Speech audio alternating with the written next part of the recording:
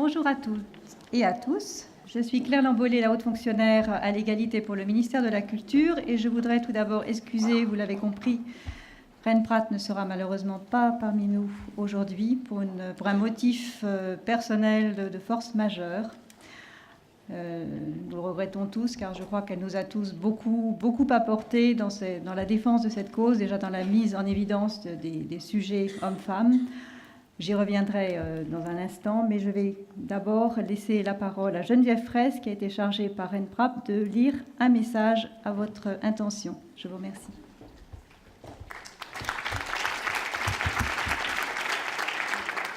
Je dois dire, c'est avec émotion que je prends la parole pour Reine Pratt, qui, dans l'urgence où elle se trouve, m'a envoyé ce matin, non pas un message, mais des éléments de langage, comme on dit dans les ministères, qui pourraient soutenir l'intervention qu'elle aurait faite.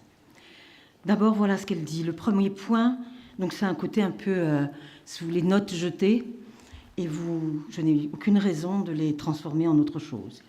Premier point, l'histoire. Comment le ministère de la Culture et de la Communication s'est impliqué en faveur de l'égalité, des hauts et des bas, du non-dit à l'affirmation. Catherine Trottmann et Dominique Wallon, 1998-2000.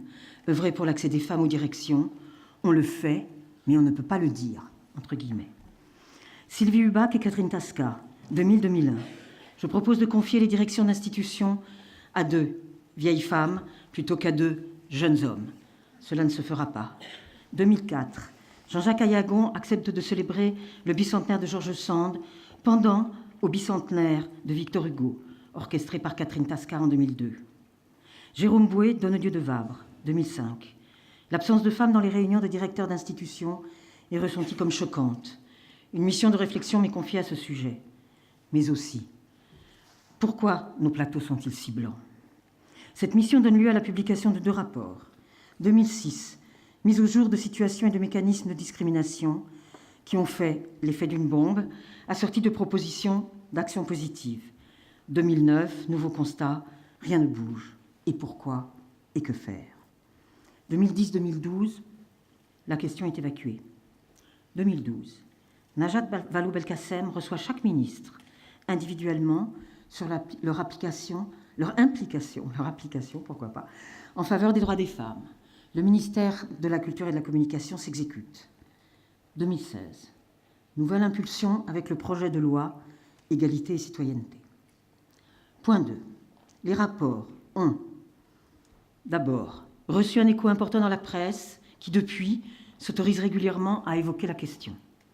Suscité un mouvement de militantisme, les associations HF, impulsées par des artistes, actrices et acteurs culturels en Rhône-Alpes dès 2006-2007. On sait l'importance de Rhône-Alpes dans l'affaire. Inspiré des dispositifs institutionnels au ministère de la Culture et de la Communication et dans certaines collectivités territoriales. Observatoire de l'égalité, circulaire sur la parité dans les présélections, nomination de quelques femmes à la direction d'institutions, gros effet d'annonce entre parenthèses, parité dans les comités de sélection. Claire Lambollet fera certainement l'intervention qu'il faut sur ce sujet. On ne cache rien. Provoquer des prises de conscience individuelles. 1. De la part des femmes qui se sont portées candidates à des directions et ont parfois été nommées, surtout dans les institutions de 3e cercle. 2. De la part de directeurs d'institutions, Olivier Pi pour Avignon en 2016, Stéphane Brochefeg, Stanislas Nordet, qui commencent à faire de la place pour des artistes femmes dans leur programmation. 3. Avancée non négligeable mais insuffisante. Un sexisme structurel, comme racisme et classisme, qui fait que ça résiste. Il faut parler des systèmes de sélection, entre parenthèses, à la tête des institutions, mais aussi sur les plateaux, et de représentation. L'accès aux ressources et à la visibilité est concédé par la puissance publique, par les décideurs. Sous condition, pas de trouble dans le genre. Si des femmes sont choisies, c'est en tant que femmes. La légitimité reste l'apanage des uns, le soupçon pèse toujours sur les autres. La démarche engagée pour l'égalité porte en elle-même la contradiction. On compte les hommes et les femmes, donc on les distingue et on évacue la possibilité qu'ils soient interchangeables, tant dans les fonctions de direction que dans l'interprétation des rôles. Dans le même temps, on évacue celles et ceux qui ne se revendiquent ni hommes ni femmes ou qui circulent d'un sexe à l'autre.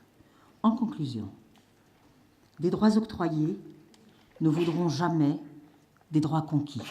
Je me permets de répéter la phrase. En conclusion, car non seulement je la fais mienne, mais je voudrais que nous la partagions. En conclusion, des droits octroyés ne voudront jamais des droits conquis. Et j'ajoute,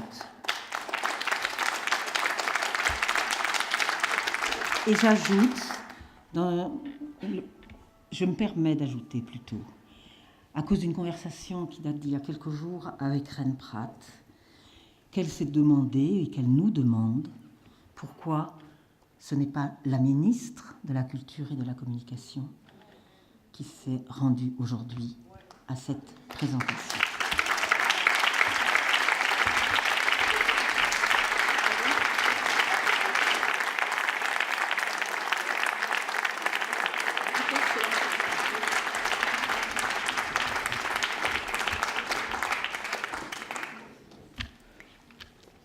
La ministre n'est pas là, mais j'ai été nommée par elle à cette fonction que j'ai acceptée avec d'autant plus d'intérêt que j'étais collègue de Reine Pratt en 2006 et en 2009 à la DMDTS lorsqu'elle a produit ces deux rapports. Voilà.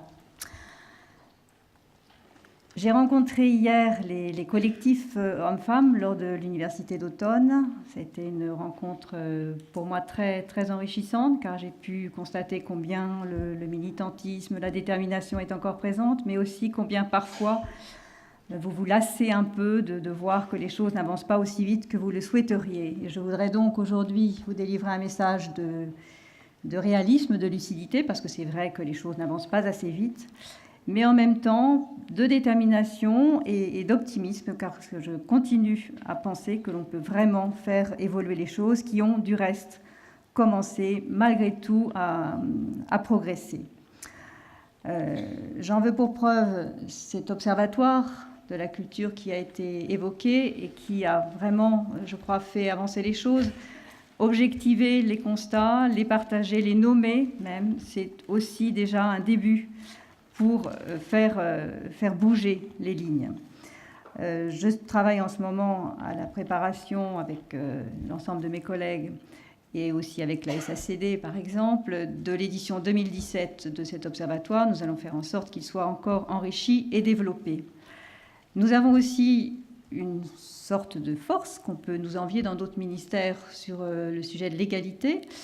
C'est un comité ministériel qui rassemble une quarantaine de personnes, des grandes personnalités culturelles, des élus, des représentants d'un certain nombre de professionnels, dont égalité hommes-femmes, des collectifs hommes-femmes. Nous allons le réunir en décembre sous la présidence de la ministre, et ce sera donc l'occasion de retravailler toutes ces questions, d'autant que nous allons y présenter la feuille de route 2017 du ministère, ce qui permettra de faire le bilan de ce qui a été fait et surtout de tracer de nouvelles perspectives auxquelles je travaille actuellement avec l'ensemble de mes collègues du ministère. Je crois que c'est une chose importante que l'on essaye de partager davantage et les constats et la prise de conscience pour faire avancer les choses. Voilà. Nous avons aussi un élément très important, je pense, qui peut faire progresser, c'est que le ministère sera candidat à la labellisation AFNOR pour l'égalité et la diversité. Ça peut paraître quelque chose, un monstre administratif, ça l'est un peu d'ailleurs, mais je crois que ça a un effet levier absolument important, car ça s'accompagne de formations internes, de bilan de tout ce qui est fait ou de ce qui n'est pas fait. Donc ça va toucher l'ensemble du ministère, un certain nombre de directions régionales des affaires culturelles, avant de toutes les concerner, des établissements publics qui, du coup, mettent en phase ce qu'ils font à l'intérieur, mais aussi dans les politiques qu'ils déploient. Et je pense qu'on peut vraiment compter sur cette démarche de labellisation pour faire progresser le ministère dans la prise en compte de l'égalité dans les semaines et les mois qui viennent, puisque la candidature sera déposée à la fin d'année. Donc vous imaginez dans quel état tout le monde est pour cette démarche qui est très structurante. Madame la ministre a bien voulu rappeler tout à l'heure un certain nombre de mesures qui ont été inscrites dans le projet de loi égalité-citoyenneté. Je rappellerai aussi que dans la loi création, et patrimoine est inscrite la parité dès l'article 3 de la loi. Dans les décrets d'application qui sont aujourd'hui en préparation, notamment pour tout ce qui est les structures labellisées, nous allons décliner ce principe de parité, et je pense que pour les nominations notamment, ce sera un élément important pour faire évoluer les choses. Vous avez peut-être vu aussi qu'il y a une mesure très importante qui a été prise dans le cadre du fonds PEPS, le fonds pérenne pour l'emploi dans le spectacle, qui comporte une mesure spécifiquement dédiée à la garde d'enfants pour les femmes intermittentes du spectacle dans la première année qui suit une maternité, qui va accompagner leur reprise d'emploi dans des conditions beaucoup plus favorables que ce n'était le cas jusqu'à présent. Et je pense que ça, c'est vraiment une avancée significative qui était très attendue.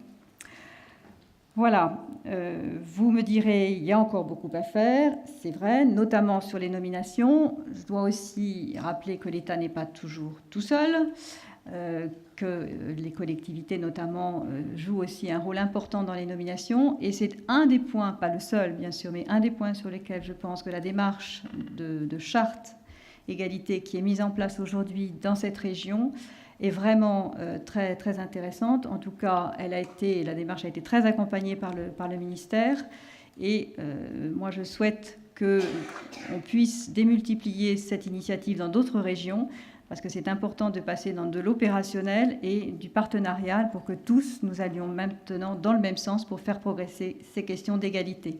Je vous remercie.